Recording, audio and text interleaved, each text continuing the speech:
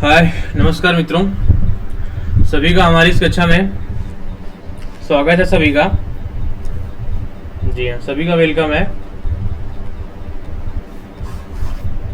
और हम लोग इंडियन कॉन्स्टिट्यूशन, भारतीय संविधान एवं राज्य व्यवस्था पढ़ने के क्रम में प्रस्तावना टॉपिक को पढ़ रहे हैं। और आज पूरी कोशिश होगी कि हमारी उद्देशिका, हमारी प्रियम्बल आज समाप्त हो जाए। और कल हम लोग इसके PYQ लगा लें या इससे रिलेटेड सारे वो प्रश्न लगा लें जो उद्देशिका से संबंधित प्रश्न होते हैं। जो प्रश्न पिछले स्टेट PSC या UPSC में जितने भी प्रश्न आए हुए हैं उन प्रश्नों को कल डिस्कस कर लेंगे। और आज पूरी कोशिश करेंगे कि आज प्रस्तावना खत्म हो जाए। जी हाँ, तो स्टार्ट करते हैं। कल हम लोगों ने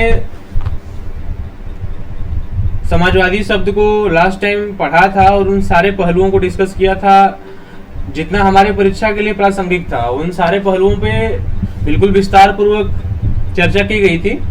और आज हम लोग फिर से बिना समय गवाए जल्दी से स्टार्ट करते हैं।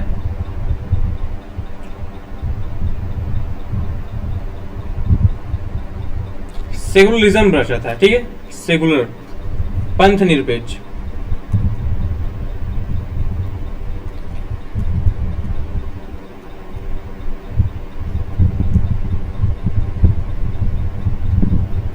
Secular state. तो हमारे संविधान निर्माताओं ने भारतीय संविधान की उद्देशिका में धर्मनिरपेक्ष की जगह पंथ निरपेक्ष का उपयोग किया, क्योंकि भारतीय परिप्रेक्ष्य में धर्म का मतलब कर्तव्य होता है। और यहाँ पे सेकुलर का मतलब, अगर इंग्लिश टर्मिनोलॉजी के अकॉर्डिंग देखा जाए तो यहाँ पे सेकुलरिज्म का मतलब किसी विशेष धर्म, धर्म मतलब जो धर्म हम मानते हैं। जैसे भारतीय परिप्रेक्ष्य में धर्म का मतलब कर्तव्य होता है। जैसे हम मंदिर जा रहे हैं, मस्जिद जा रहे हैं, ठीक। जो हम रिलीजन फॉलो कर रहे हैं, जो हम रिलीजन मतलब रिलीजन एज ए, जैसे रिलीजन एक लैटिन शब्द से निकला हुआ है, रेलिगेर से, जिसका मतलब होता है टू कनेक्ट, मतलब लोगों को जोड़ना है। ईश्वर से मनुष्य को जोड़ना, मनुष्य को ईश्वर से जोड़ना, मतलब लौकिक को परलौकिक से जोड़ना और परलौकिक को लौकिक से जोड़ना।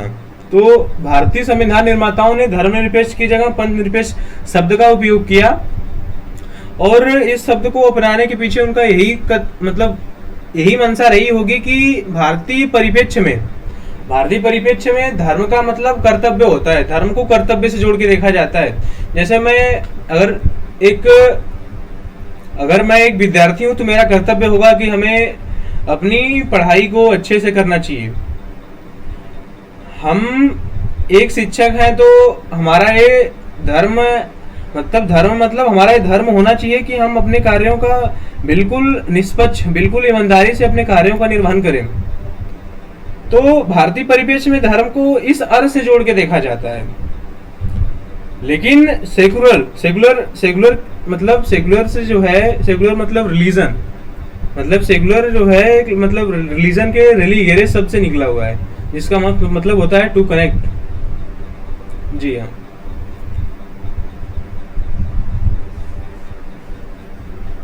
लिखिए पंथ निरपेक्ष में।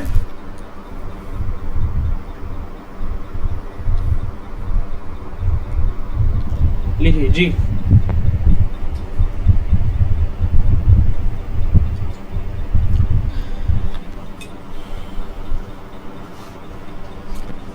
इससे तात्पर्य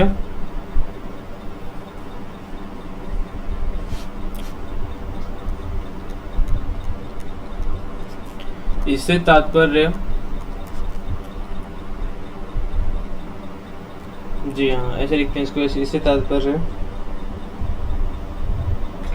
ऐसे देश से है, इससे तात्पर्य ऐसे देश से है। कैसे देश से? जहां राज्य का कोई राजकीय धर्म न हो। ठीक, लिखिए।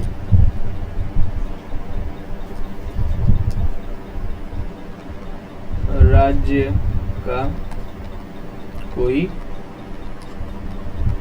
राजकीय धर्म न हो। ठीक, राज्य अपने नागरिकों में धर्म के आधार पर भेदभाव न करे।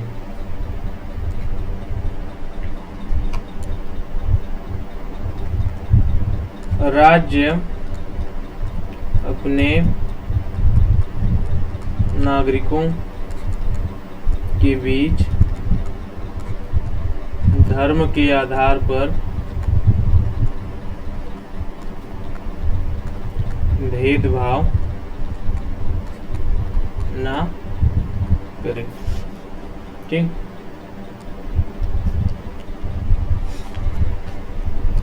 और सभी नागरिकों को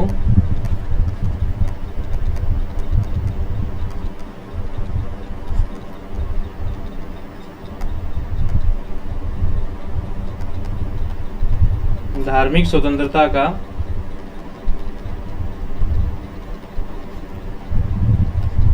अधिकार हो। ठीक जी है, 3 पॉइंट जी।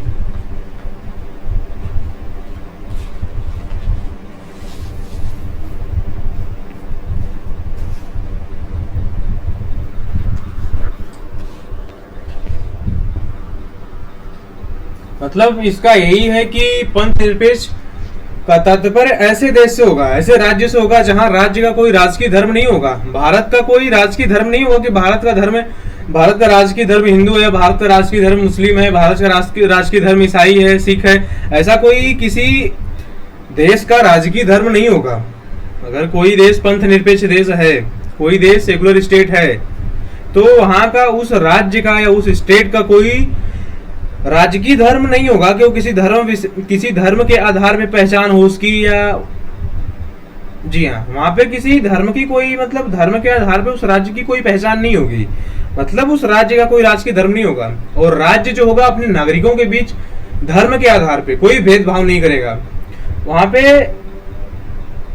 मतलब वहां पे राज्य अपने नागरिकों के बीच बिल्कुल समानता के साथ व्यवहार करेगा। उनको बिल्कुल समान नजरिए से देखेगा, अपने नागरिकों को समान नजरिए से देखेगा। उनमें धर्म के आधार पे कोई भेदभाव नहीं करेगा कि हाँ ये हिंदू धर्म के हैं, मुस्लिम धर्म के हैं, सिख धर्म के हैं, ईसाई धर्म के हैं, तो इनके साथ अलग व्यवहार किया जाए, ऐसा बिल्कुल नहीं होगा। सभी के साथ एक समान रूप से व्यवहार किया जाएगा। और वहाँ पे सभी नागरिकों को धार्मिक स्वतंत्रता का अधिकार होगा। वहाँ के जो नागरिक होंगे उन नागरिकों को धार्मिक स्वतंत्रता का अधिकार होगा। अगर कोई हिंदू धर्म अपनाना चाहता है, कोई हिंदू धर्म में जाकर घंटी बजाना चाहता है तो जाकर घंटी बजाएगा। अगर कोई सिख है तो अपने अनुसार आचरण करेगा, और कोई ईसाई है तो अपने अनुसार आचरण करेगा, कोई मुस्लिम है तो अपने अनुसार आचरण करेगा। सभी को अपने अनुसार अपनी धार्मिक स्वतंत्रता का अधिकार होगा। और धार्मिक स्वतंत्रता का अधिकार हमारा संविधान धार्मिक स्वतंत्रता के अधिकार को मौलिक अधिकार मानता है। इसको लेके हम डायरेक्टली सर्वोच्च न्यायालय के दरवाजे पे जा सकते हैं, सर्वोच्च न्यायालय का दरवाजा खटखटा सकते हैं। तो पंथ निरपेक्ष में इन तमाम बातों का उल्लेख है। जी हाँ जी। भारत धार्मिक रूप से सक्रिय ऐसा नहीं है जिसकी राज्य है, भारत धार्मिक रूप से तटस्थ राज्य है। और भारत किसी एक राष्ट्र को लेके मतलब किसी एक धर्म को लेके सक्रिय राज्य नहीं है। वो सारे धर्म के प्रति मतलब अपनी संवेदनाएं जाहिर करता है, जैसे हज सब्सिडी देना, महाकुंभ लगवाना। जैसे भारत हज सब्सिडी भी देता है और कुंभ भी लगवाता है। तो ऐसा नहीं है कि वो किसी धर्म को लेके कोई भेदभाव कर रहा हो। उसके लिए सारे धर्म समान है, क्योंकि वो सारे धर्म के साथ एक समान व्यवहार कर रहे हैं। जी हाँ जी हाँ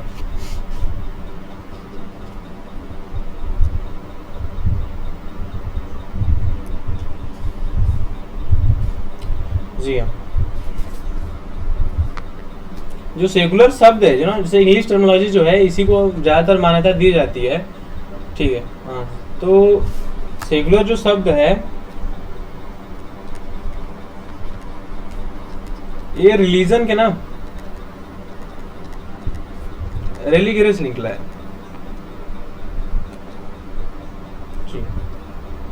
जी हाँ, रिलीजन के मतलब एक लैटिन भाषा है, उसे लैटिन भाषा के रिलीगियस निकला है। इसका मतलब क्या होता है? टू कनेक्ट, मतलब जोड़ना। और जोड़ना किसको जोड़ना? मनुष्य को ईश्वर से जोड़ना, लौकिक को पारलौकिक से जोड़ना। जी हाँ, जी।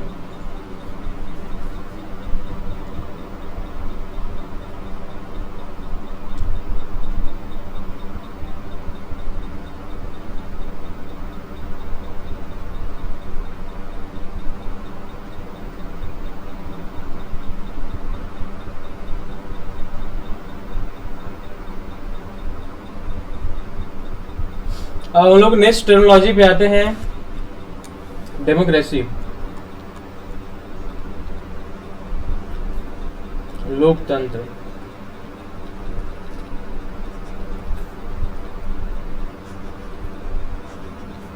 जी हाँ,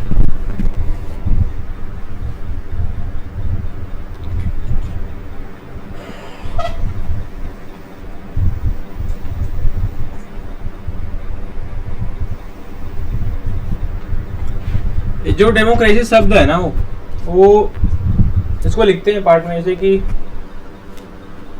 डेमोक्रेसी जो शब्द है वो इससे दो शब्दों से मिलकर बना है।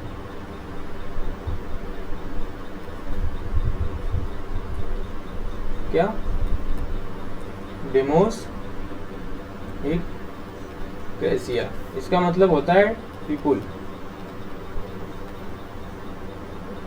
जी हाँ, और इसका मतलब होता है टू गवर्न, मतलब शासन। हाँ जी हाँ, इसका मतलब क्या होता है? टू रूल, शासन।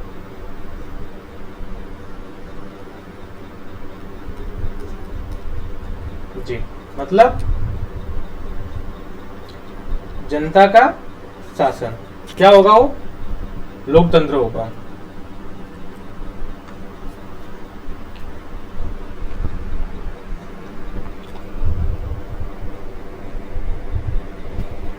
जी हाँ, अमेरिका के राष्ट्रपति थे अब्राहम लिंकन। शायद उनका नाम, उनके नाम से हर कोई वाकिफ होगा, उनका नाम हर कोई जानता होगा। उन्होंने गुटेसबर्ग में एक भाषण के दौरान लोकतंत्र को जो परिभाषित किया था गुटेसबर्ग में, जनता का, जनता द्वारा जनता के लिए शासन। ठीक, जनता का जनता द्वारा जनता के लिए शासन, इसी को लोकतंत्र कहते हैं। अरे हाँ, और चीजें आएंगी, और आगे आ रही हैं और चीजें। क्या? जनता का जनता द्वारा जनता के लिए शासन। जनता का जनता द्वारा जनता के लिए शासन। जी हाँ, अभी और चीजें आ रही हैं, आगे आ रही हैं, घबराया होगा, बताया नहीं।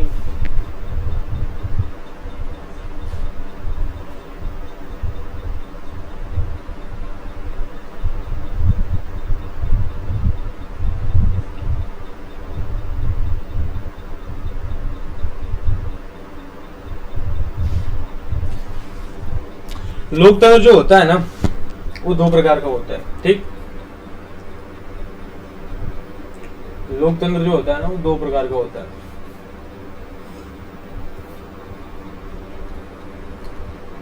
प्रत्यक्ष लोकतंत्र और प्रतिनिधि मूलक लोकतंत्र।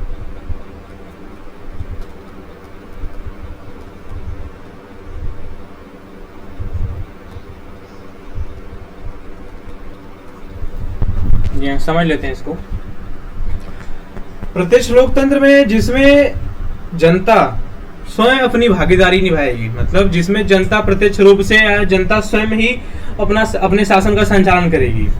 ठीक, जैसे में वर्तमान परिप्रेक्ष्य में देखा जाए तो कुछ हद तक स्विट्जरलैंड में ऐसी राजनीतिक व्यवस्था, ऐसी प्रत्यक्ष लोकतंत्र का उदाहरण स्विट्जरलैंड में देखने को मिलता है।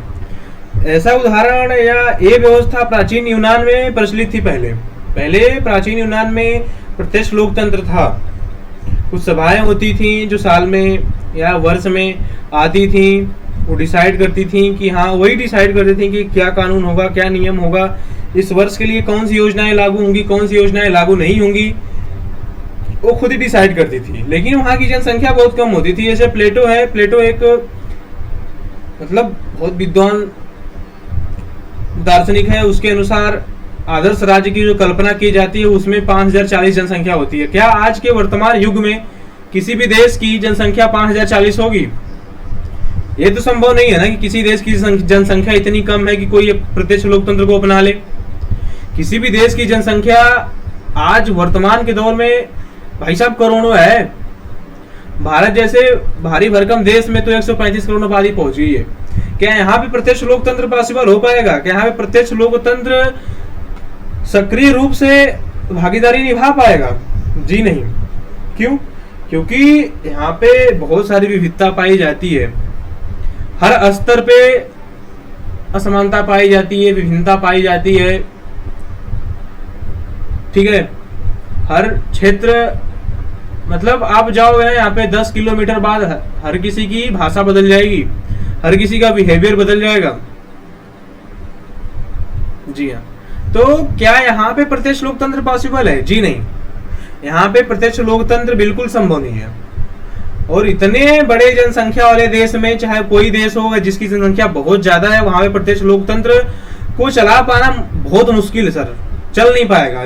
जहां तक स्विट्जरलैंड का सवाल है, वहां की जनसंख्या बहुत कम है और वहां भी पूर्णतः प्रत्यक्ष लोकतंत्र नहीं होता है। जहाँ पे कुछ कुछ उसके जैसे कुछ कैंटोन है उसके कि वहां पे प्रत्यक्ष लोकतंत्र का उदाहरण देखने को मिलता है, लेकिन वह भी पूर्णतः प्रत्यक्ष लोकतंत्र को नहीं अपनाया हुआ है। वहां भी अपने प्रतिनिधियों के माध्यम से लोकतंत्र को मतलब लोकतंत्र की सारी गतिविधियों को अंजाम दे रहे हैं। जी हाँ। तो लिखिए,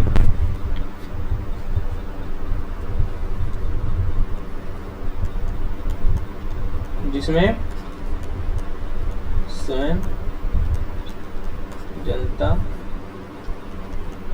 शासन संचालित करे।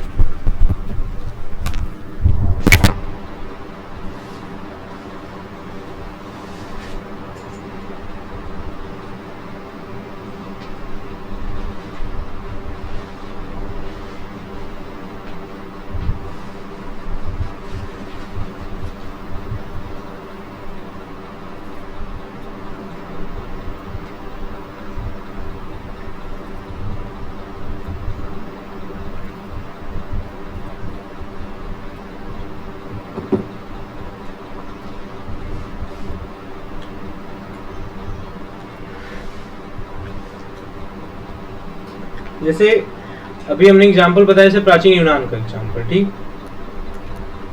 प्राचीन यूनान, वहां पे मुख्यतः दो वर्ग पाए जाते थे, ठीक। एक स्वामी वर्ग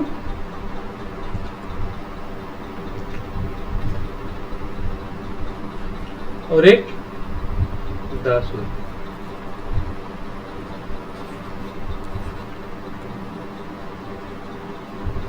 जो स्वामी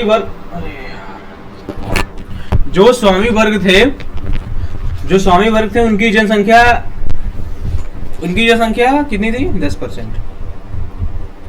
और जो दास वर्ग थे उनकी जनसंख्या कितनी थी? 90%। और इन दास लोगों को, जो दास बनाए गए थे, जो गुलाम बनाए गए थे, इनको मूलतः व्यक्ति नहीं समझा जाता था, इनको नागरिक नहीं समझा जाता था। इनके लिए अलग कानून होते थे और इनके लिए अलग कानून होते थे। ऐसा नहीं कि इनके लिए कोई अलग, इनके लिए भी सेम, इनके लिए भी सेम, ऐसा कुछ नहीं होता था। प्रत्यक्ष लोकतंत्र था, प्राचीन यूनान में प्रत्यक्ष लोकतंत्र था, लेकिन इस स्वामी वर्ग जो था ये अपने अनुसार नीतियों का निर्माण करता था, अपने हित में नीतियों का निर्माण करता था। और ये दास वर्ग को, जो ये दास वर्ग था, मतलब इनको बिल्कुल व्यक्ति नहीं समझा जाता था। इनके लिए कोई नीतियां नहीं, भाई साहब जैसे हो वैसे लगा दो इनको। मतलब ये होता ना कि ठीक है कोई चीज बेकाम की पड़ी हो, जैसे ये लोग, इन लोगों को दास बनाया गया था, इन लोगों को गुलाम बनाया गया था। तो इनका जो जैसा भी जीवन होगा, इनका जो जीवन होगा वो बिल्कुल स्वामी वर्ग के अनुसार होगा। वो जो निर्णय लेंगे उसी के अनुसार इनका जीवन होगा। और प्राचीन यूनान की जो व्यवस्था थी ना, इसी पे संचालित थी। और प्लेटो एक आदर्श राज्य की संकल्पना करता है, वो बहुत लंबी डिस्कशन हो जाएगी। और यहाँ की जनसंख्या कितनी थी? जनसंख्या जो प्लेटो की आदर्श राज्य की जनसंख्या थी कितनी थी?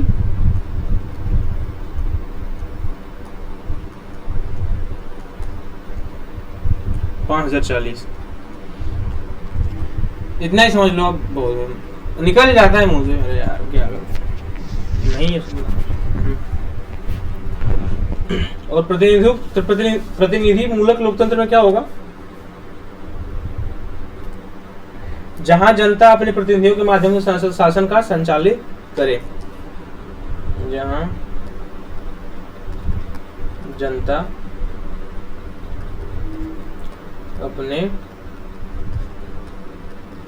प्रतिनिधियों के माध्यम से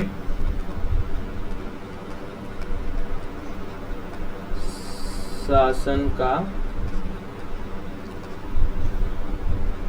संचालन करे। ठीक। और प्रतिनिधि मूलक लोकतंत्र दो प्रकार का होता है जी।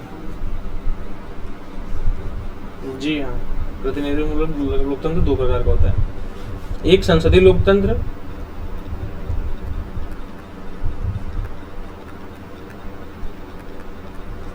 एक अध्यात्मक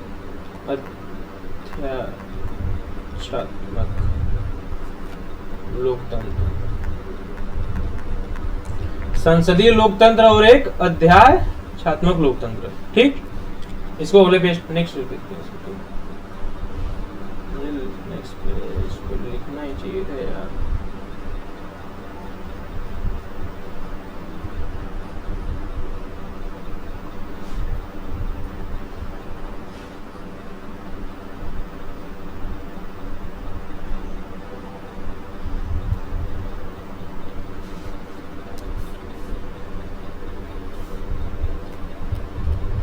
संसदीय लोकतंत्र, ठीक, और अध्यात्मक लोकतंत्र। जी हाँ।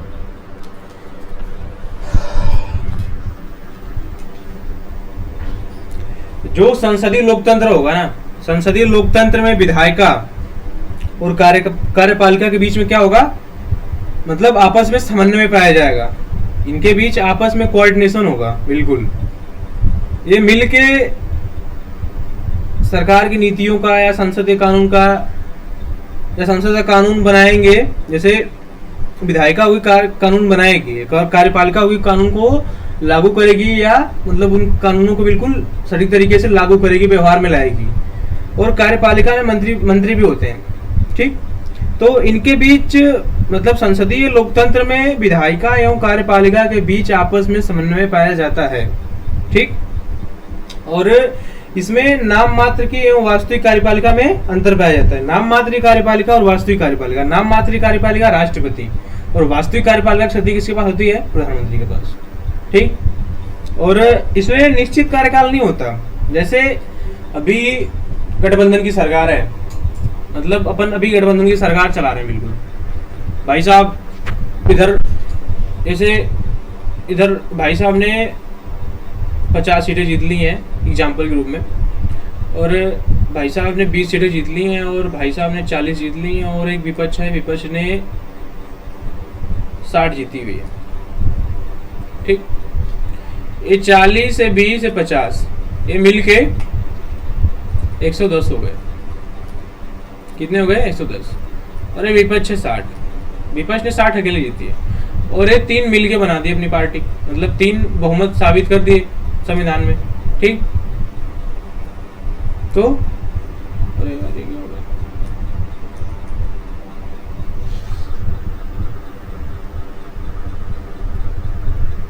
तो ऐसे इन्होंने तो अपना बहुमत बना दिया, 110 सीटों पे आके इन्होंने बहुमत साबित किया और अपनी सरकार बना दी, और इसकी इनके पास है 60। और अभी जैसे नीतीश जी का मूड खिसका, सरकार गई, मतलब भाई साहब बच के। अगर गठबंधन की सरकार है तो हर किसी का दिल धक धक करता रहेगा कि कहीं मेरी सरकार न चली जाए, तो उसमें हमेशा डर होता है, उसमें राजनीतिक स्थायित्व तो नहीं होता है, उसमें राजनीतिक अस्थायित्व तो पाया जाता है, पॉलिटिकल अनस्टेबिलिटी पाई जाती है, उसमें स्टेबिलिटी नहीं पाई जाती है। क्यों उसमें स्थायित्व तो नहीं पाया जाता? क्योंकि आज के दौर में गठबंधन की सरकारें सामने आ रही हैं, और हम देखें पिछले कुछ दशकों से तो गठबंधन की सरकार ही सामने आ रही है। बिहार में हुआ रिसेंटली, बदल गई सरकार, महाराष्ट्र में हुआ, बदल गई सरकार, ठीक। तो संसदीय लोकतंत्र का एक जो अवगुण है, इसमें राजनीतिक अस्थायित्व पाया जाता है, इसमें राजनीतिक स्थायित्व नहीं पाया जाता, और इसमें योग्य मंत्रियों का अभाव होता है। जो चुनाव जीत के जाएगा, ऐसा तो नहीं होगा कि उसने पीएचडी एमफिल कर ली है, एलएलएम करके जगह हो, उसके पास बहुत सारा टैलेंट है, ऐसा तो नहीं है ना। उन्होंने चुनाव लड़ा है, चुनाव जीत के गए हैं, और वो देश के लिए नीतियां निर्धारित कर रहे हैं, वो देश के लिए कानून बना रहे हैं। तो क्या वे योग्य होंगे नीतियां बनाने के लिए? जी नहीं। लेकिन इसका कहीं न कहीं अपने आप में फायदा भी है कि हाँ, तानाशाही यहाँ पे जन्म नहीं ले सकती, यहाँ का निश्चित कार्यकाल नहीं होता, तो यहाँ पे तानाशाही जन्म नहीं ले सकती। जी हाँ, तो तानाशाही से हमारी रक्षा हो सकती है जी। और जो अध्यात्मक लोकतंत्र पाया जाता है, इसमें कार्यपालिका, न्यायपालिका, विधायक पालिका के बीच स्पष्ट रूप से विभाजन होता है। हर किसी का अपना अपना दायरा होता है, हर किसी का अपना कार्य क्षेत्र होता है, वो अपने कार्य क्षेत्र के भीतर ही रहेगा, अपने कार्य को संचालित करेगा। ऐसा नहीं है कि वो किसी कार्यपालिका विधायक कार्य में हस्तक्षेप नहीं करेगी, ना तो उसके कार्य का वो निर्वहन करेगी, ना इसके कार्य का वो निर्वहन करेगा, उसमें ओवरलैप नहीं पाया जाएगा, उनका आपस में जुड़ाव नहीं पाया जाएगा, उनकी बिल्कुल स्पष्ट तौर पे उनका विभाजन सुनिश्चित होगा। वो अपने उनका जो नियम होगा, उनका जो कानून होगा, या उनकी जो नीतियां होंगी, वो अपने अनुसार संचालित होंगी, विधायिका की, कार्यपालिका की अपने अनुसार, न्यायपालिका का अपने अनुसार। इसमें सुस्पष्ट विभाजन पाया जाता है। और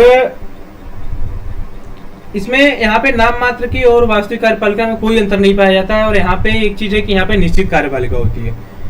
अगर निश्चित कार्यपालिका होती है, ऐसा जैसे यहाँ पे अमेरिका में डोनाल्ड ट्रंप, ठीक, इस टाइम तो जो बाइडेन है, और जैसे अगर डोनाल्ड ट्रंप का अगर हम उदाहरण लें तो यहाँ पे निश्चित कार्यपालिका पाई जाती है, लेकिन राष्ट्रपति को महाभियोग द्वारा हटाया जा सकता है। और भारत में तो अभी महाभियोग एक बार भी नहीं लाया गया, लेकिन अमेरिका में 4 बार महाभियोग लाया गया, ठीक। तो और जो कि डोनाल्ड ट्रंप पे ही 2 बार लाया गया, लेकिन फिर भी डोनाल्ड ट्रंप नहीं हटे। क्यों? क्योंकि उसकी जो प्रक्रिया है ना महाभियोग की, वो प्रक्रिया बहुत जटिल है, तो उस प्रक्रिया के माध्यम से हटाना थोड़ा बहुत मुश्किल हो जाता है। और वहां का कार्यकाल निश्चित होता है, बिल्कुल 4 साल, ठीक। तो वहां पे बोल सकते हैं कि वहां पे राजनीतिक स्थायित्व तो पाया जाता है, और वहां पे योग्य मंत्री होंगे, वहां पे योग्य मंत्रियों का अभाव नहीं होगा, वहां पे बिल्कुल योग्य मंत्री होंगे। जी हम लिख लें इसको।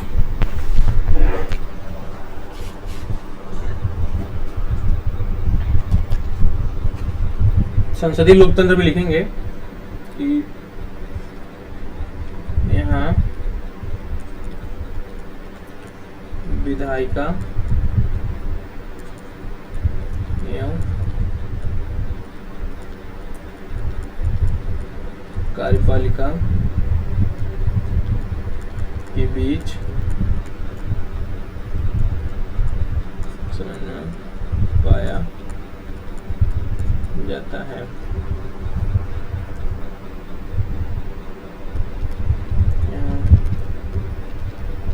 नाममात्र वास्तविक कार्यपालिका में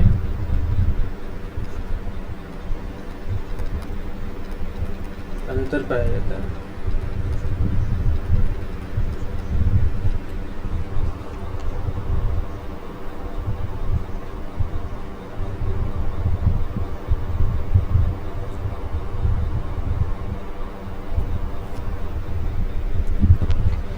यहाँ पे निश्चित कार्यकाल नहीं होता।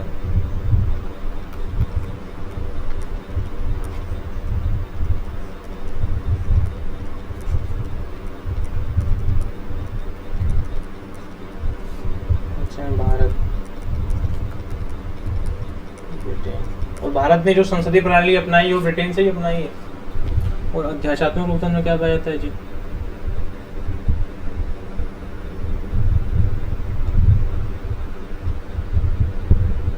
ये अध्यात्मक लोकतंत्र में जी, इसमें विधायिका कार्यपालिका ऐसे लिख ले, इसमें विधायिका कार्यपालिका एवं न्यायपालिका में स्पष्ट विभाजन पाया जाता है। यहाँ नाम मात्र एवं वास्तविक कार्यपालिका में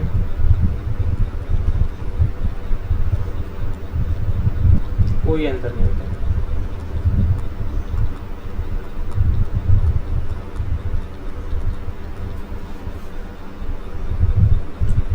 यहाँ कार्यकाल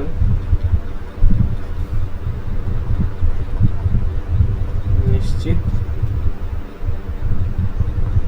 होता है। ठीक, जैसे में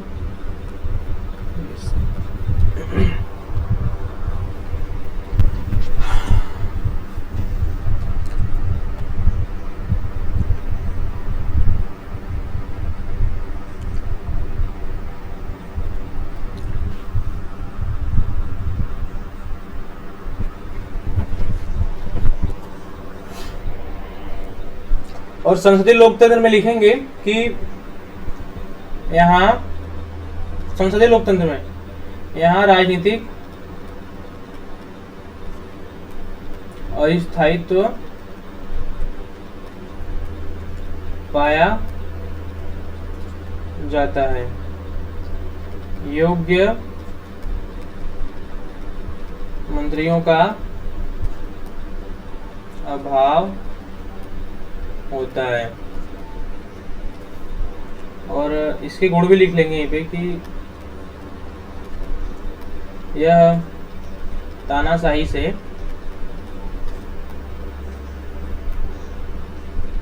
हमारी रक्षा करती है। और अध्यात्मात्मक लोकतंत्र में लिखेंगे कि यहाँ राजनीतिक स्थायित्व पाया जाता है। यहाँ योग्य मंत्रियों की उपस्थिति होती है। ठीक जी हाँ, लिख लीजिए।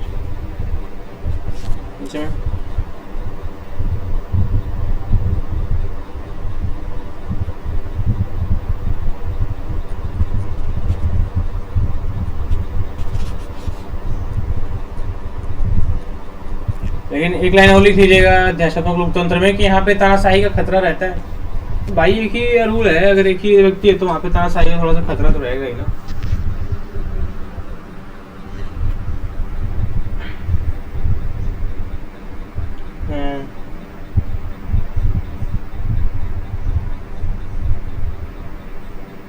और हम लोग नेक्स्ट टर्म पे आते हैं। अगला टर्म जो है हमारा वो है गणराज्य।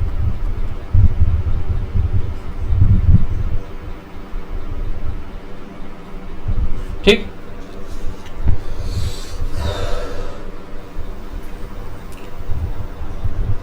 यहाँ पे गणराज्य में किसी राज्याध्यक्ष की मतलब जो राज्य का अध्यक्ष होगा उसकी नियुक्ति नहीं होगी, वो अनुवांशिक नहीं होगा, वो कहीं ना कहीं प्रत्यक्ष या अप्रत्यक्ष रूप से उसका चुनाव होगा। जैसे भारत का राष्ट्रपति, वो किसी अनुवांशिक मतलब ऐसा नहीं है कि वो जैसे रामनाथ कोविंद के बेटे हैं तो, या रामनाथ कोविंद की कोई बेटी है तो फिर राष्ट्रपति बनेगी, जी नहीं, बदल गई, द्रौपदी मुर्मू आ गई। ठीक, तो यहाँ पे मतलब गणराज्य जहां भी होगा वहां पे प्रत्यक्ष या अप्रत्यक्ष रूप से वहां के राज्याध्यक्ष का क्या होगा, निर्वाचन होगा। वहां का राज्याध्यक्ष क्या होगा, निर्वाचित होगा, चाहे वो प्रत्यक्ष रूप से हो या अप्रत्यक्ष रूप से हो। जी,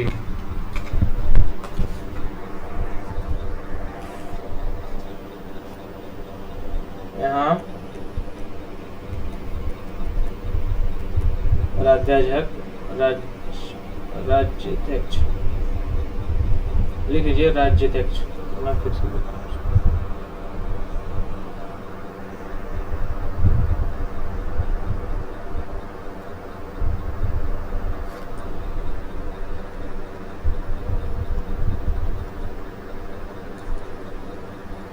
प्रत्यक्ष या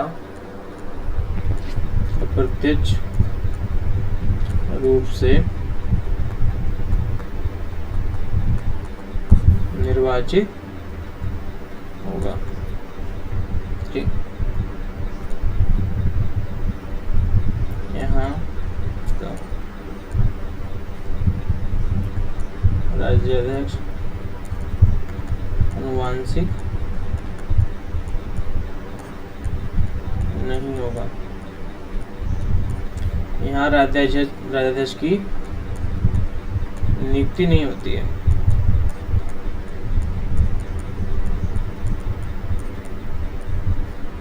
जी, गणराज्य के मूल में 3 चीजें होती हैं। जैसे कोई गणराज्य है ना, तो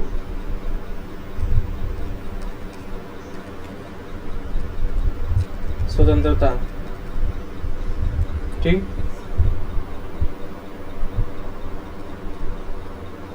राष्ट्र प्रेम और अधिकार।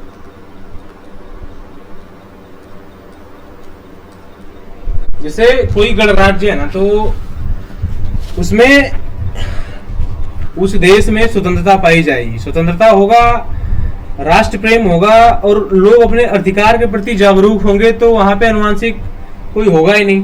पहली बात, अगर हर लोग अपने अधिकार के प्रति जागरूक हो, वहां पे स्वतंत्रता व्याप्त हो, वहां पे राष्ट्र प्रेम हो, तो वहां पे गणराज्य की उपस्थिति होगी। आप इतना ही समझ लीजिए।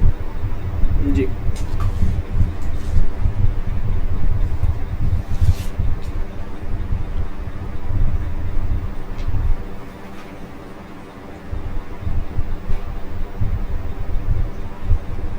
जी हाँ, ठीक है।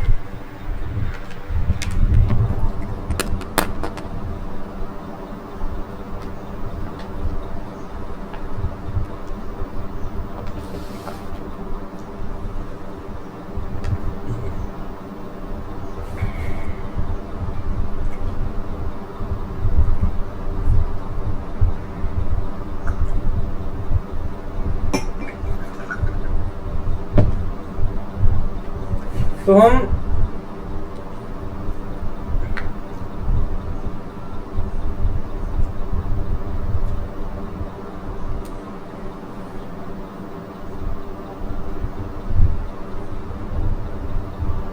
मतलब भारत का स्वरूप क्या होगा उसको हमने समझ लिया और समझेंगे अब मतलब भारत में सत्ता का उद्देश्य क्या है।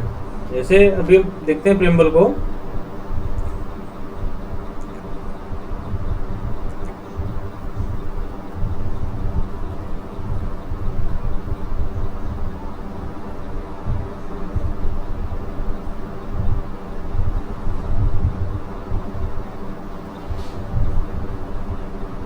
जैसे हम भारत के लोग, जैसे भारत में जो शक्ति का स्रोत है वो हम भारत के लोग हैं। और भारत का नेचर क्या है कि यह भारत एक संपूर्ण प्रभुत्व संपन्न समाजवादी पंथ निरपेक्ष लोकतंत्रात्मक गणराज्य। शायद अब इन शब्दों से आप बिल्कुल परिचित हों और इन सारी चीजों का मतलब अगर मैं बोल रहा हूँ आप देख रहे हैं तो इन सारी चीजों का आपके दिमाग में माइंड में बनना चाहिए कि हाँ संपूर्ण पुरुष संपन्न क्या होता है, समाजवादी क्या होता है, पंथ निरपेक्ष क्या होता है, लोकतंत्र क्या होता है और गणराज्य क्या होता है। ठीक है, मतलब व्हाट इज मतलब सोवरेन क्या होता है, सोशलिस्ट क्या होता है, सेकुलर क्या होता है, मतलब डेमोक्रेटिक क्या होता है, रिपब्लिक क्या होता है, आपके माइंड में बिल्कुल वैसा मैप बन रहा होगा। जी हाँ, अब हम लोग आगे आएंगे कि सत्ता का उद्देश्य क्या है। तो सत्ता का उद्देश्य क्या है, देखिए, सामाजिक, आर्थिक एवं राजनीतिक न्याय। न्याय की बात करिए, कितने प्रकार के न्याय, सामाजिक न्याय, आर्थिक न्याय और राजनीतिक न्याय, और स्वतंत्रता। और क्या, स्वतंत्रता। स्वतंत्रता क्या, विचार की स्वतंत्रता, अभिव्यक्ति की स्वतंत्रता, विश्वास की स्वतंत्रता, धर्म की स्वतंत्रता, धर्म और उपासना की स्वतंत्रता। मतलब जो न्याय है वो सामाजिक न्याय होगा, आर्थिक न्याय होगा, राजनीतिक न्याय होगा, और जो स्वतंत्रता है हमारी विचार की स्वतंत्रता होगी, अभिव्यक्ति की स्वतंत्रता होगी, और धर्म और उपासना की स्वतंत्रता होगी। और जो समता है, मतलब आप इसको अगर प्रेम्बल को अगर इंग्लिश टर्मिनोलॉजी है तो यहाँ पे लिखा इक्वालिटी, तो आप चाहे तो उसको समानता ही बोल सकते हैं कि मतलब यहाँ पे समता क्या किस प्रकार की होगी, प्रतिष्ठा एवं अवसर की समता। ठीक, और उन सब में देखिए जैसे प्रतिष्ठा अवसर की समता, और देखिए उन सब में व्यक्ति गरिमा और राष्ट्रीय एकता और अखंडता सुनिश्चित करने वाली बंधुता को बढ़ाने के लिए, मतलब सुनिश्चित करने वाली बंधुता को बढ़ाने के लिए क्या होगी, उन सब में व्यक्ति की मतलब तथा उन सब में व्यक्ति की गरिमा और राष्ट्र की एकता और अखंडता सुनिश्चित करने वाली बंधुता को बढ़ावा देने के लिए।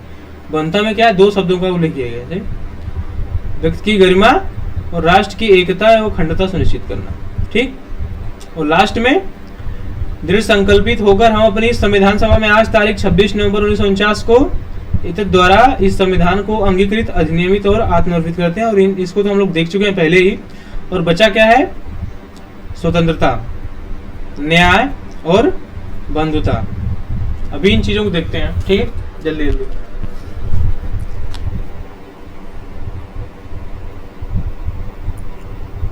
तो सबसे पहले हम न्याय को समझेंगे।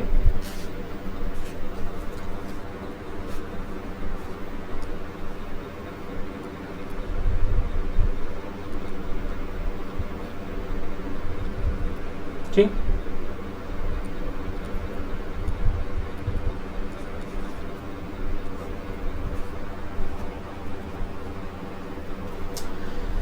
तो न्याय की जो अवधारणा है वो बिल्कुल समानता से अंतर्निहित होती है।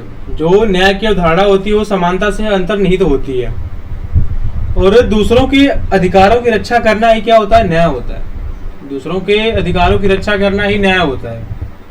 ठीक, मतलब न्याय का जो संबंध है वो व्यक्ति से ना होकर बिल्कुल समाज से होता है। न्याय का जो संबंध होगा किसी व्यक्ति विशेष से नहीं होगा, न्याय का समाज बिल्कुल मतलब पूरे समाज से होगा। और जब हम किसी और के अधिकारों की रक्षा करते हैं ना, तो उसी को हम न्याय का रूप देते हैं। और न्याय का जो सिद्धांत है वो समानता में, मतलब समानता से बिल्कुल ओवरलैप करता है। वो न्याय का सिद्धांत समानता में अंतर्निहित होता है। जी, लिखिए, न्याय लिख लेते थोड़ा सा।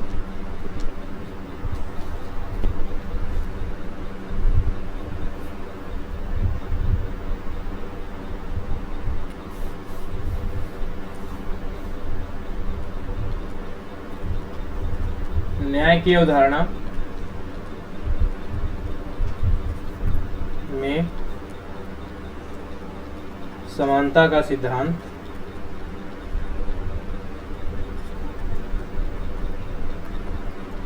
अंतर्निहित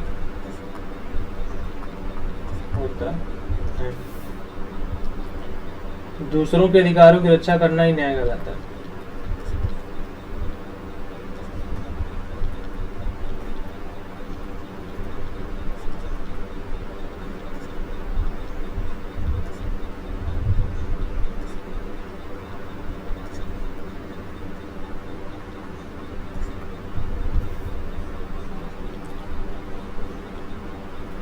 न्याय का संबंध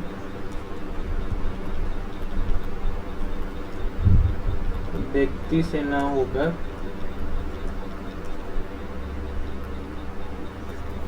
समाज से होता है।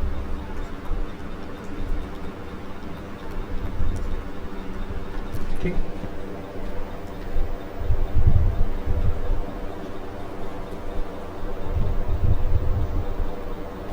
जो हमारे प्रेम्बल में न्याय की बात की है, कितने प्रकार के न्याय की?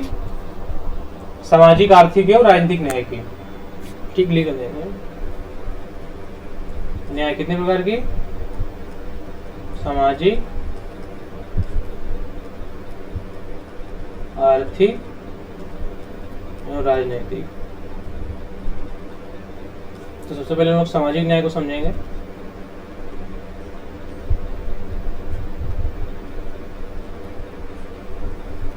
ठीक, तो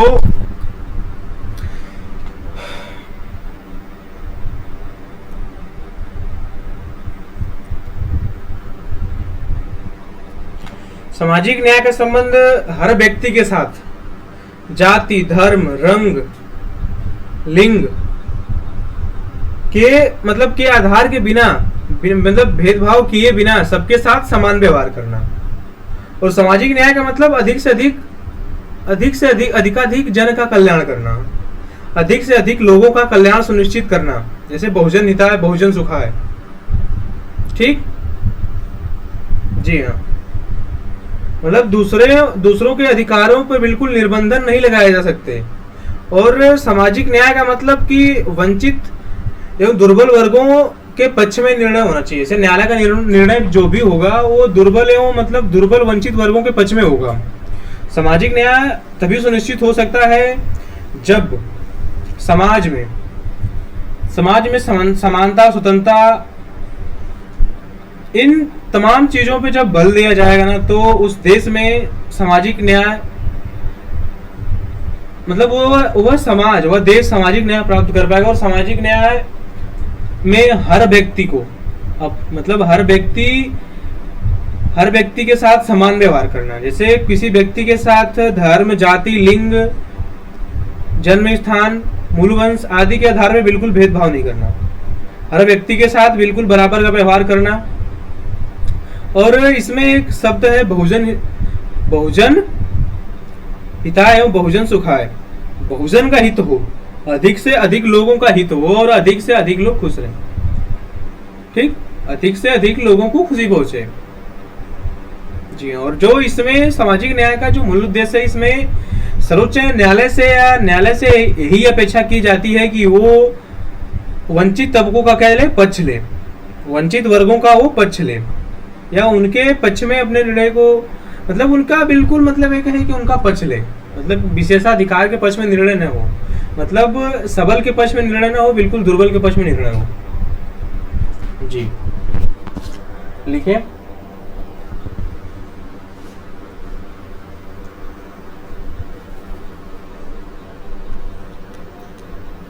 हर व्यक्ति के साथ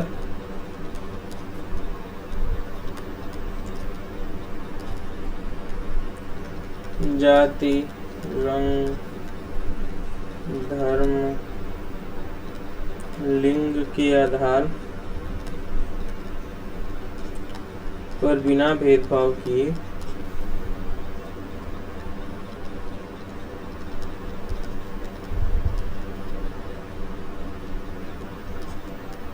समान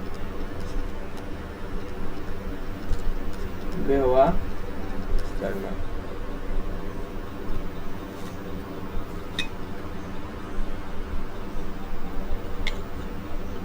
इसमें ये भी लिख सकते हैं कि इसमें महिला, अनुसूचित जाति, अनुसूचित जनजाति, अन्य पिछड़ा वर्ग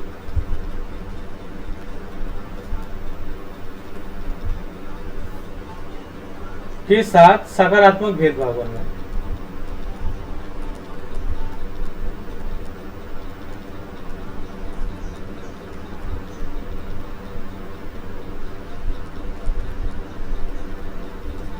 जी,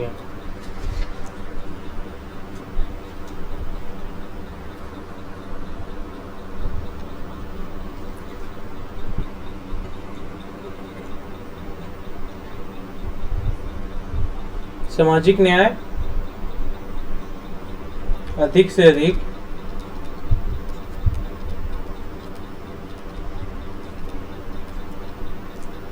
जन का अधिकाधिक हित दर्शाता है। ठीक, इसमें एक कंसेप्ट है बहुजन हित। बहुजन सुख है, इसको आप कोट करेंगे थोड़ा अच्छा होगा कुछ जी।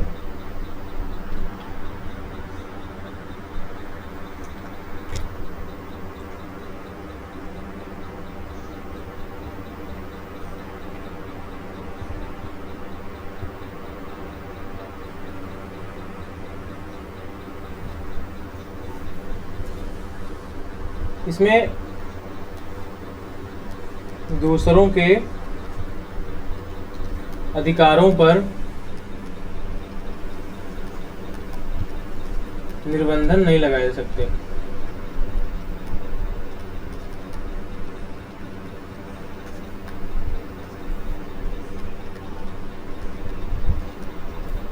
और सामाजिक न्याय, क्या लिखना है, सामाजिक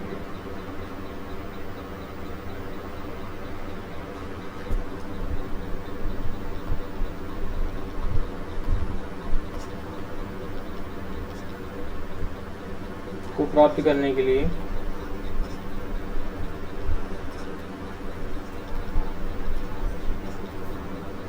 आर्टिकल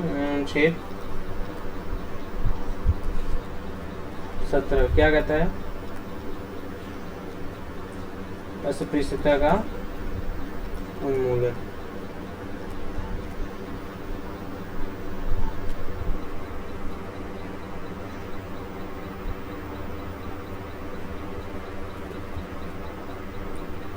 अस्पृश्यता का उन्मूलन। और आर्टिकल 18 क्या कहता है? उपाधियों का, यानी कि जो सामाजिक न्याय है वो दूसरों के अधिकारों पर निर्बंधन नहीं लगाया जा सकता।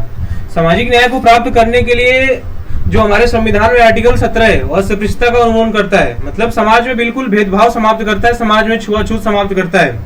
हमारे समाज में पहले से ही विद्यमान छुआछूत, मतलब ये प्रथाएं बिल्कुल रूढ़िवादिता को दर्शाती हैं कि हम व्यक्ति को व्यक्ति नहीं समझ रहे हैं, उसके साथ छुआछूत का व्यवहार कर रहे हैं। ये हमारी मानसिक रूढ़िवादिता को दिखाता है, जो कि बिल्कुल सरासर गलत है। तो हमारे संविधान में आर्टिकल 17 उसका प्रावधान करता है किसी के साथ छुआछूत या किसी के साथ छुआछूत का बिल्कुल व्यवहार नहीं किया जाएगा। और किसी के साथ ऐसा व्यवहार किया जाता है तो वो दंडनीय अपराध है, उसको दंड दिया जाएगा। तो अस्पृश्यता का उन्मूलन होगा। और आर्टिकल 18 में यही कहा था कि उपाधियों का अंत, अनुवांशिक आधार पर जितनी भी उपाधियां मिलती थी उन उपाधियों का अंत होगा। अनुवांशिक आधार पर जितनी भी उपाधियां मिलती थी उन उपाधियों का अंत किया गया। ठीक जी, तो ये हमारे सामाजिक न्याय को प्राप्त करने के लिए ये महत्वपूर्ण कारक है जी। आप इसको दर्शा सकते हैं, दिखा सकते हैं इनको। और नेक्स्ट आता है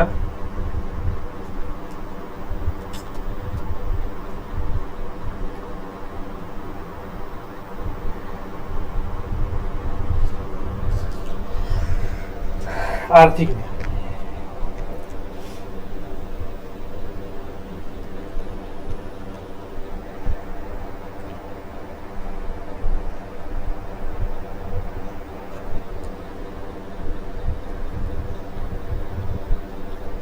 आर्थिक न्याय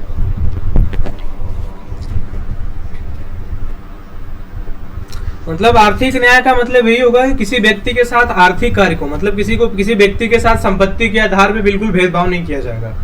यानी ये नहीं है कि किसी के व्यक्ति के पास बिल्कुल धन नहीं है, किसी व्यक्ति के पास संपत्ति नहीं है तो उसके साथ कोई भेदभाव किया जाए। जी ऐसा बिल्कुल नहीं होगा। हर व्यक्ति के साथ समान रूप से व्यवहार किया जाएगा, चाहे उसकी आर्थिक स्थिति कुछ भी हो।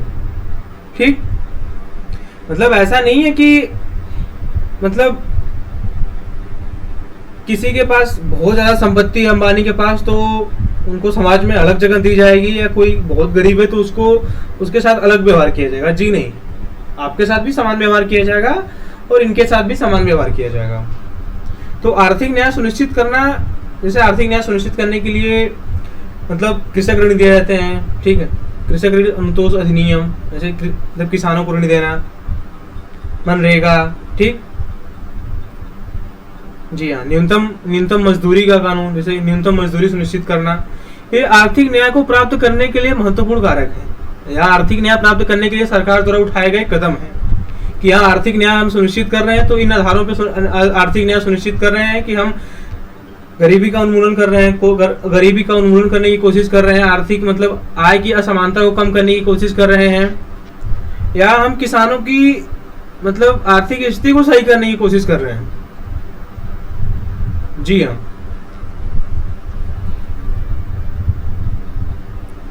मतलब इसमें संपत्ति और आय की असमानता को कम करना, जैसे ऐसा नहीं है कि हम हर स्तर पे आय की असमानता को समाप्ति कर दिया जाए। जी बिल्कुल, ऐसा बिल्कुल पॉसिबल नहीं है, तुरंत त्वरित रूप से ऐसा बिल्कुल पॉसिबल नहीं है। हम एक चीजों को बिल्कुल धीरे धीरे करेंगे, मतलब आय की असमानता को कम करेंगे पहले, ठीक।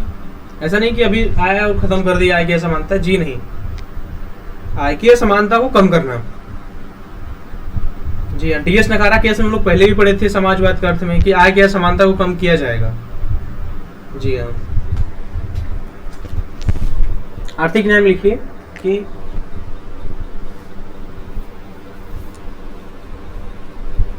आर्थिक कारकों के आधार पर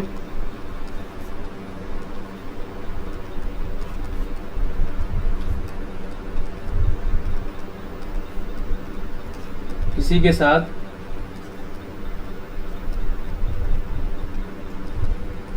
भेदभाव नहीं किया जाएगा।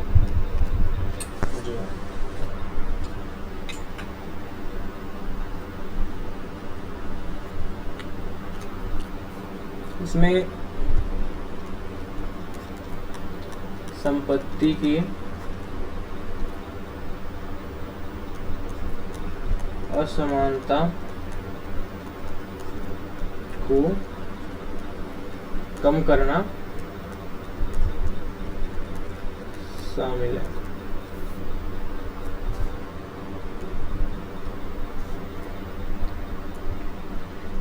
मतलब असमानताओं को मिटाया नहीं जा सकता है, कम किया जा सकता है।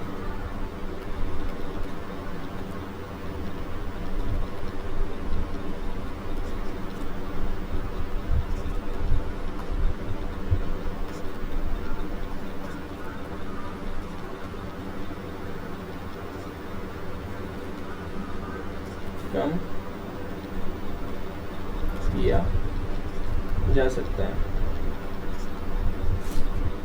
जैसे मैं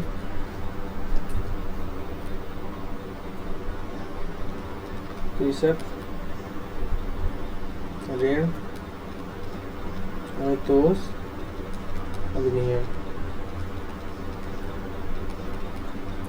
श्रमिक विधियां हो गई हमारी, श्रमिक विधियां, न्यूनतम मजदूरी का कानून, मनरेगा हो गया।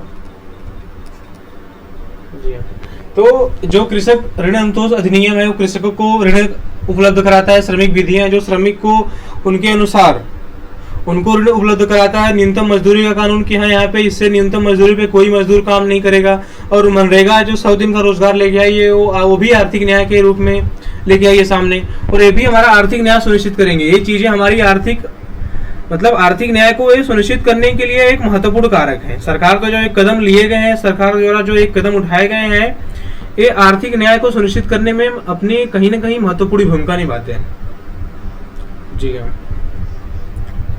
और अगला हम लोग देखेंगे राजनीतिक न्याय।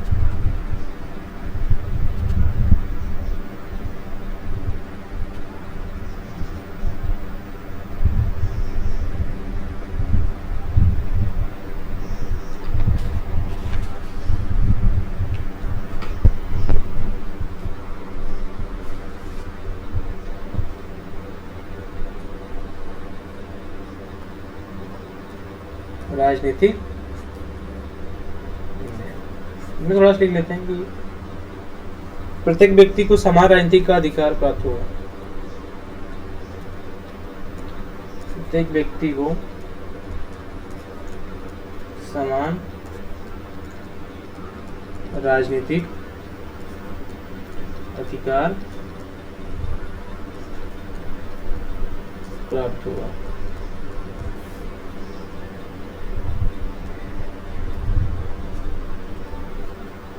ऐसे इसके अनुसार संविधान में सभी नागरिकों को जो 18 वर्ष की आयु पूर्ण कर चुके हैं उनको मताधिकार का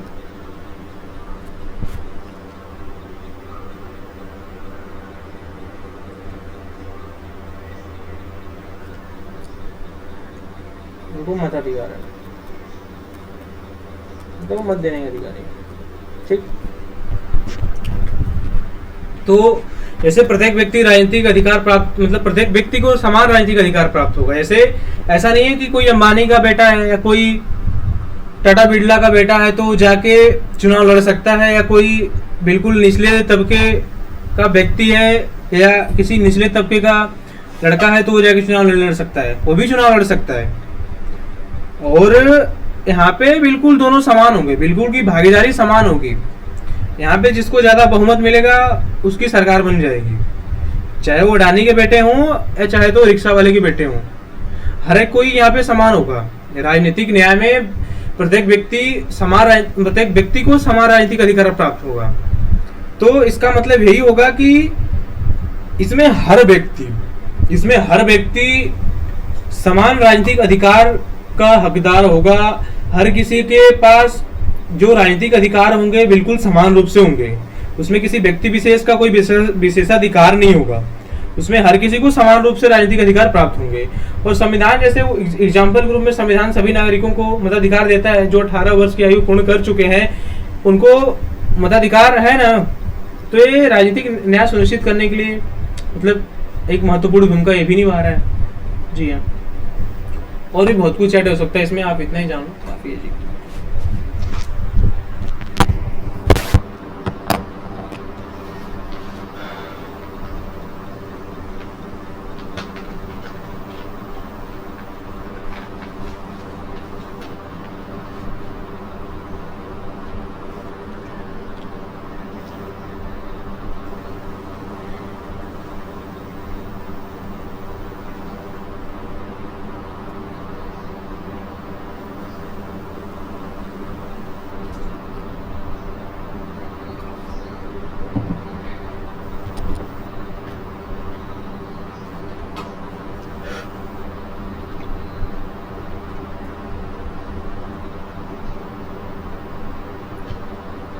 तो हमारी एक चीज और कंप्लीट होती है अब जी, हमारा न्याय कंप्लीट होता है। अब हम लोग स्वतंत्रता पे आएंगे। और स्वतंत्रता कितने प्रकार की है देखिए अभी। स्वतंत्रता कितने प्रकार की है? विचार, अभिव्यक्ति, विश्वास एवं धर्म और उपासना की स्वतंत्रता। ठीक, हम लोग स्वतंत्रता को देखेंगे अब।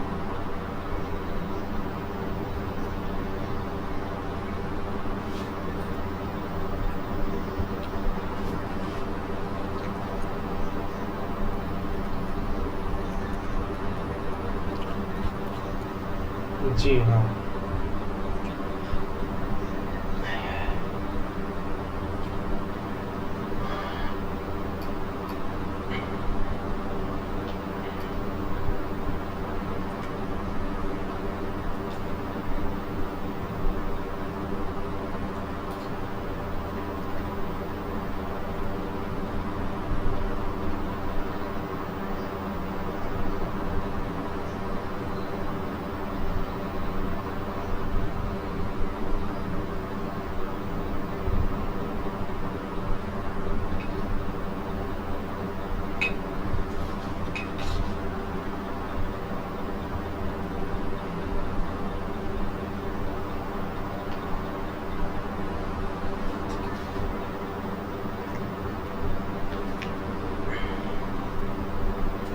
ये स्वतंत्रता शब्द को हम लोग समझते हैं। स्वतंत्रता शब्द अपने आप में बहुत ही व्यापक शब्द है सर, और स्वतंत्रता को समझने का एक व्यापक दायरा अगर बनाए तो इसको बहुत ही ब्रॉडर पर्सपेक्टिव में देखा जा सकता है। स्वतंत्रता का मतलब किसी व्यक्ति को या किसी व्यक्ति के ऊपर हर प्रकार के निर्बंधनों का अभाव, मतलब उस पर किसी प्रकार का बिल्कुल कोई रोक टोक ना हो, मतलब किसी व्यक्ति के ऊपर से बिल्कुल रोक टोक की अनुपस्थिति हो, किसी व्यक्ति को किसी भी प्रकार का बिल्कुल रोक टोक ना हो, वो हर मामले में अपने अनुसार निर्णय लेने में स्वतंत्र हो, वो अपने अनुसार कार्य करने में स्वतंत्र हो। ठीक जी। और जो हमारे भारतीय संविधान में या जो हमारे प्रस्तावना में स्वतंत्रता की जो परिकल्पना की गई है, वो किसी परिकल्पना की गई है? स्वतंत्रता विचार और अभिव्यक्ति, विश्वास, धर्म और उपासना।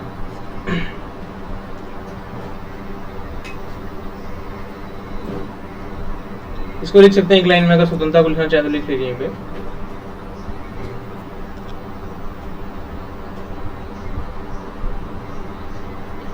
किसी व्यक्ति की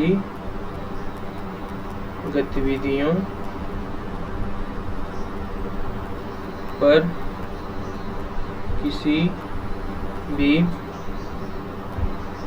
प्रकार की रोक टोक की अनुपस्थिति।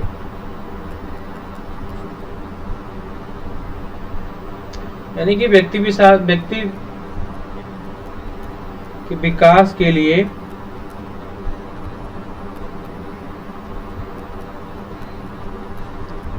अवसर प्रदान करना।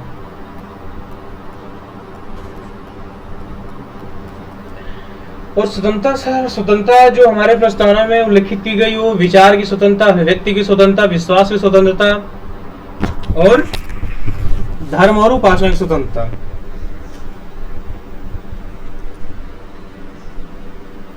तो विचार मतलब चिंतन मनन, जिसे किसी चीज की विवेचना करना, मतलब ये आंतरिक है, मतलब ये आंतरिक कार्य है, बिल्कुल मानसिक कार्य है। हम विचार कर रहे हैं किसी चीज पे, तो वो हमारे मतलब आंतरिक जो हम अंदर सोच रहे हैं, वो हमारा मानसिक कार्य है कि हम अपने मन मस्तिष्क में क्या सोच रहे हैं, क्या विचार कर रहे हैं, क्या चिंतन, क्या मनन कर रहे हैं, वो हमारा विचार है। लेकिन जब हम उस विचार को अभिव्यक्त करेंगे, जब उस विचार को अपने मुंह के द्वारा बोलेंगे, उस विचार को जब हम किसी और के सामने लाएंगे, तो हमारी अभिव्यक्ति हो जाएगी। मतलब विचार को प्रकट करना ही अभिव्यक्ति होती है। और विश्वास मतलब किसी विचारधारा का, मतलब विश्वास मतलब किसी विचारधारा को क्या करना, स्वीकार कर लेना। और धर्म का मतलब रिलीजन से, जैसे धर्म का मतलब रिलीजन, तो मतलब किसी भी रिलीजन को स्वीकार करना, और उपासना का मतलब उस रिलीजन के अनुसार आचरण या व्यवहार करना। जी, एक लाइन छूट गई थी उसमें, जो हम लोग अपन पढ़े थे इसके पहले, कि जो पढ़े थे ना, न्याय मतलब सोशल, पॉलिटिकल और इकोनॉमिक जस्टिस, मतलब सामाजिक, आर्थिक, राजनीतिक न्याय। ये जो कल्पना है ना, रूस की क्रांति से लिया गया था। ये जो संकल्पना थी, वो रूस की क्रांति से लिया गया था, 1917। जी लिख लेना। देखिए, इसे विचार का मतलब क्या होता है? विचार का मतलब चिंतन मनन, चिंतन करना, मनन करना, विवेचन करना। ठीक, मतलब क्या है? मतलब ये आंतरिक है, वो मानसिक कार्य है। क्या है? एक मानसिक कार्य है, ये आंतरिक कार्य है सर अपने आप में। चिंतन करना, मनन करना, विवेचन करना, मतलब ये अपने मस्तिष्क में सोचना, अपने मस्तिष्क में सोचना। लेकिन जब इन्हीं विचारों का, जब जो हम अपने मस्तिष्क में सोच रहे हैं, ये विचार बन गए हमारे दिमाग में, कि हाँ मुझे संविधान की ये व्यवस्था बनानी है, मुझे ये कानून बनाना है, मुझे ये करना है, मुझे ये करना है, तमाम काम, तमाम विचार बन गए। जब हम उन विचारों को प्रकट करते हैं ना, जैसे जब हम उन विचारों को प्रकट करते हैं तो क्या होती है, वो हमारी अभिव्यक्ति होती है। मतलब विचारों को प्रकट करना।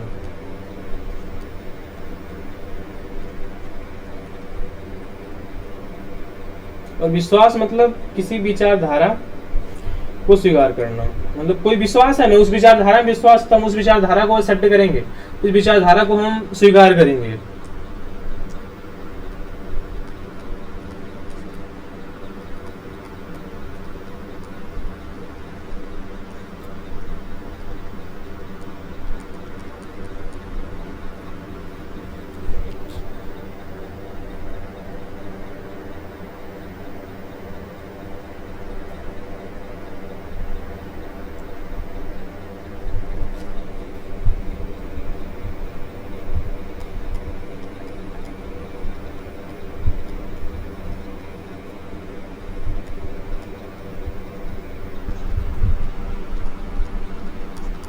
किसी विचारधारा को स्वीकार करना। और धर्म का मतलब रिलीजन से है, अपने अनुसार अपने धर्म, मतलब अपने धर्म को अपनाना अपने अनुसार।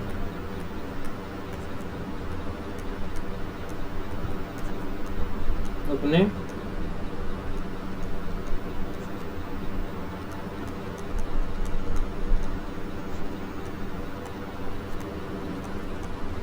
उपासना का मतलब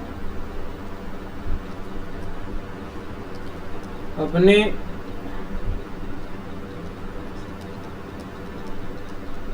रिलीजन के अनुसार आचरण या व्यवहार करना। जैसे एक बहुत ही मतलब विद्वान जॉन राल्स का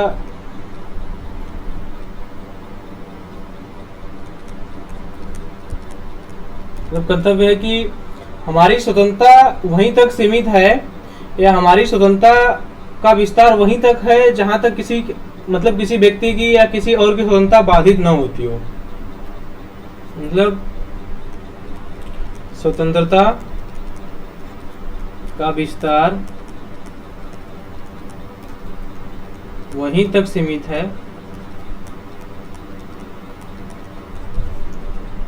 जहां तक किसी व्यक्ति की स्वतंत्रता बाधित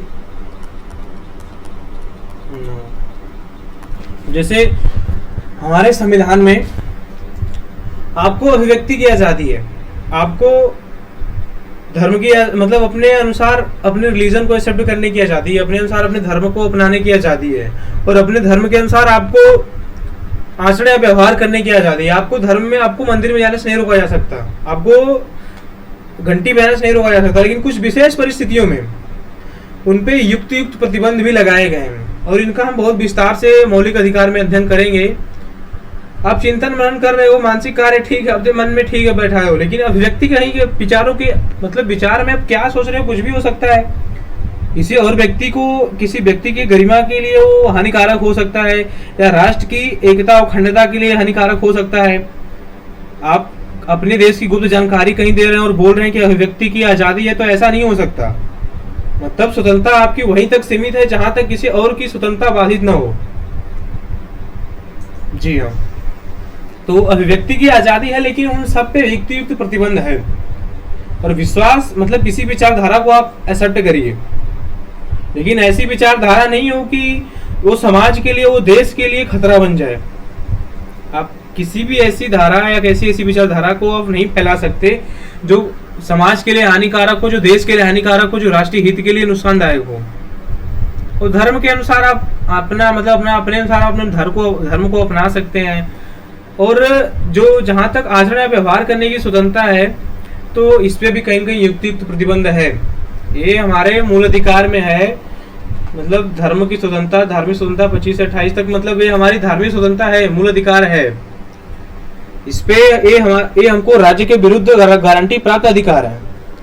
हमें अपने धर्म के अनुसार आचरण करने की स्वतंत्रता है, हमें अपने धर्म के अनुसार व्यवहार करने की स्वतंत्रता है, लेकिन कोविड के दौरान हमें इकट्ठा होकर नमाज पढ़ने या इकट्ठा होकर पूजा करने या इकट्ठा सम्मेलन होके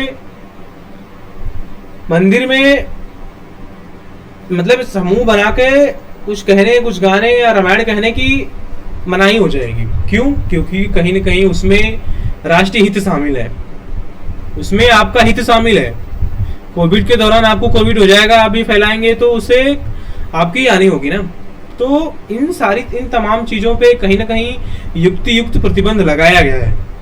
ठीक जी, तो हम लोग स्वतंत्रता को समझ चुके हैं अब।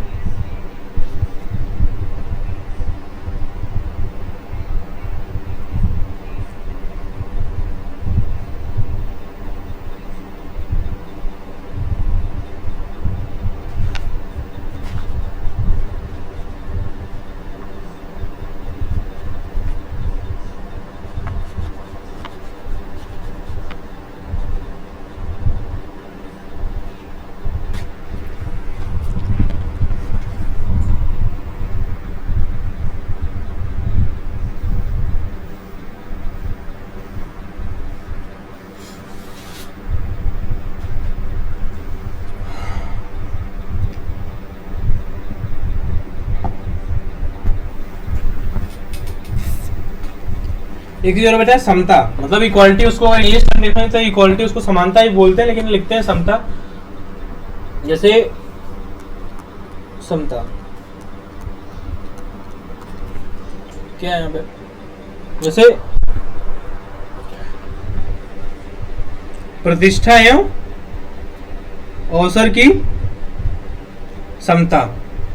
आप इसकी इंग्लिश टर्मिनोलॉजी देखेंगे तो लिखा होगा इक्वालिटी। ठीक, तो क्या है, हमें प्रतिष्ठा है, अवसर की समानता है या समता है, मतलब समता है, इसको अब समानता है, इसको इस वे में लिख सकते हैं कि समानता है, ये भी मान सकते हैं बिल्कुल आप। तो लिखिए इसमें प्रतिष्ठा की समानता है, अवसर की समानता। समानता में कितने प्रकार की समानता है? प्रतिष्ठा की समानता,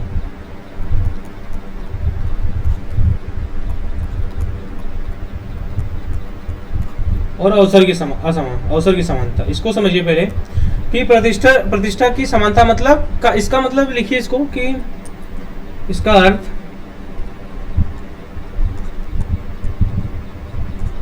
समाज में व्यक्ति का स्थान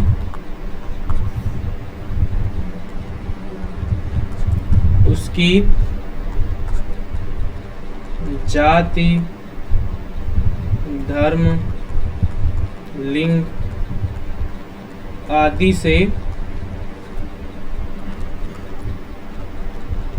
निर्धारित नहीं किया जाएगा। मतलब प्रत्येक व्यक्ति समान माने जाएंगे।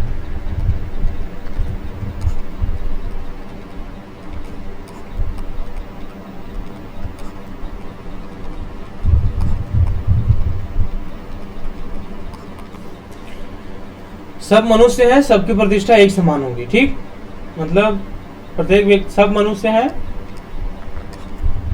और सबकी प्रतिष्ठा समान होगी।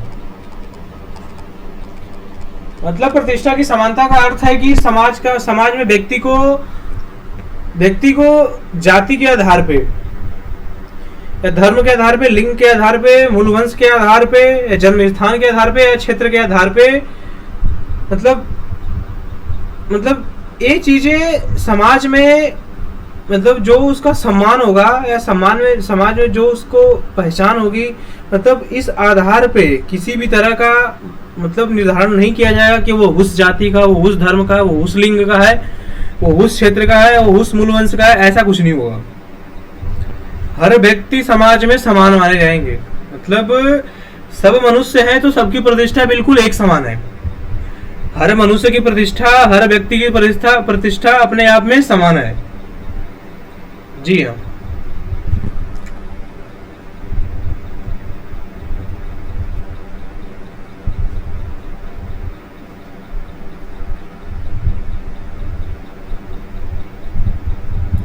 क्या है? अवसर की समानता।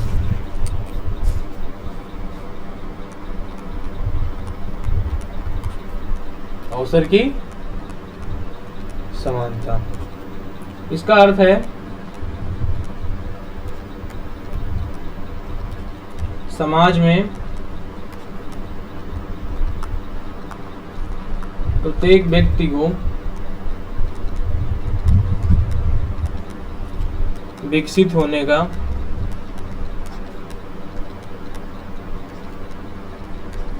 समान अवसर प्रदान करना।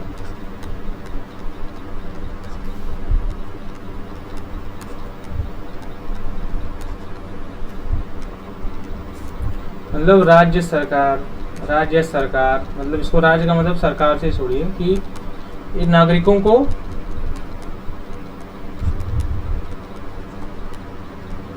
अवसर प्रदान करेगी। ठीक, कि अवसर की समानता का अर्थ मतलब इसका अर्थ है कि समाज में प्रत्येक व्यक्ति को विकसित होने का समान अवसर प्राप्त होगा। हर किसी के पास अवसर होंगे, मतलब हर किसी के पास समान अवसर होंगे अपने आप को विकसित करने के लिए। इसमें कुछ भेदभाव होगा, सकारात्मक भेदभाव होगा, उसको हम आगे देखेंगे, लेकिन इसका आप अर्थ यही समझिए कि अवसर की असमानता का अर्थ होगा या अवसर की समता का अर्थ होगा कि समाज में प्रत्येक व्यक्ति को विकसित होने का समान अवसर प्रदान किया जाएगा। मतलब राज्य नागरिकों को अवसर, मतलब राज्य नागरिकों को अवसर देगा कि आप समान रूप से अपने आप को विकसित करें। जी हाँ, राज्य नागरिकों को क्या देगा? अवसर प्रदान करेगा। ठीक है, जैसे शिक्षा में, स्वास्थ्य में, रोजगार में, शिक्षा के माध्यम से करे या स्वास्थ्य के माध्यम से करे, रोजगार के माध्यम से करे। ठीक है, मतलब शिक्षा के माध्यम से कर सकती है, स्वास्थ्य के माध्यम से कर सकती है, रोजगार दे सकती है। ठीक है आदि।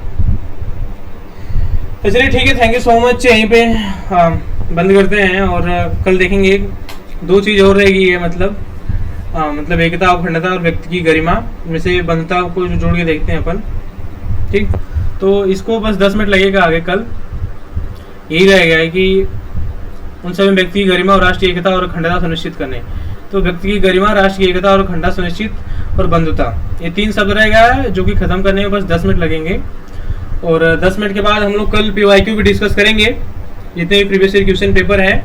नहीं 10 मिनट नहीं, कल से कम आधी घंटा लगेगा। आधी घंटे बाद हम लोग डिस्कस करेंगे, क्योंकि उद्देशिका के महत्व एवं उसकी कुछ आलोचनाएं हैं, उनको भी देखना है हमें। तो उस देखने के क्रम के बाद या उनका क्रमवार तरीके से अध्ययन करने के बाद हम लोग PYQ देखेंगे कि कितने स्टेट PSC में आए, कितने UPSC में क्वेश्चन आए हुए हैं, और देखते हैं कि जो हमने पढ़ाया है, जो हमने पढ़ा उसे क्वेश्चन सॉल्व होते या नहीं होते हैं। ठीक है, वो देखने की कोशिश करेंगे सर, और बिल्कुल सॉल्व होंगे। और विश्वास रखिए आप, भले मेरी ये ऑनलाइन कक्षाएं हो रही हैं और ऑनलाइन कक्षाओं का मतलब मुझे भले ही अनुभव कम रहा है, लेकिन ऑफलाइन कक्षाओं में मैंने अच्छे रिजल्ट दिए हैं। और वही चीज़ें होती हैं कि मैं यही कक्षाएं जो यहाँ पढ़ा रहा हूँ मैं, इसी कक्षे के मुझे ठीक ठाक पैसे मिलते थे, ज़्यादा पैसे मिलते थे। और यहाँ पे मेरा ऐसा उद्देश्य नहीं कि मुझे बहुत पैसे मिल जाए, मेरा उद्देश्य यही है कि मुझे भी एक बेहतर एक्सपीरियंस मिले, और जो वास्तव में पढ़ना चाहते हैं ना, वास्तव में जिनको लगता है कि हाँ हमें पढ़ना है, तो डेफिनेटली वो यहाँ आ सकते हैं। और सर मैं पहले दिन ही बताया था कि मैं बिल्कुल ईमानदारी से पढ़ा के जाऊँगा। मेरे एक व्यू नहीं आएंगे ना, मैं बता रहा हूँ, ऐसे ही जाऊँगा मैं पढ़ा के। लेकिन इंडियन कॉन्स्टिट्यूशन और एंड पॉलिटी को मैं पूरा यहाँ से इंड लिख के जाऊँगा, यहाँ से लिखूंगा एक दिन की इंड हो गया और तब जाऊँगा यहाँ से। ठीक है, और विश्वास करता हूँ कि आपको ये सेशन पसंद आया होगा, और भी कोई कमियां हो तो आप डेफिनेटली मुझे बताएं, मैं उनको, आप अपना फीडबैक दें, मैं पूर्णतः उनका निदान करने की कोशिश करूंगा। और थैंक यू सो मच आपके प्यार के लिए भी, जो आप दे रहे हैं उसके लिए थैंक यू सो मच। ठीक है, बाय बाय।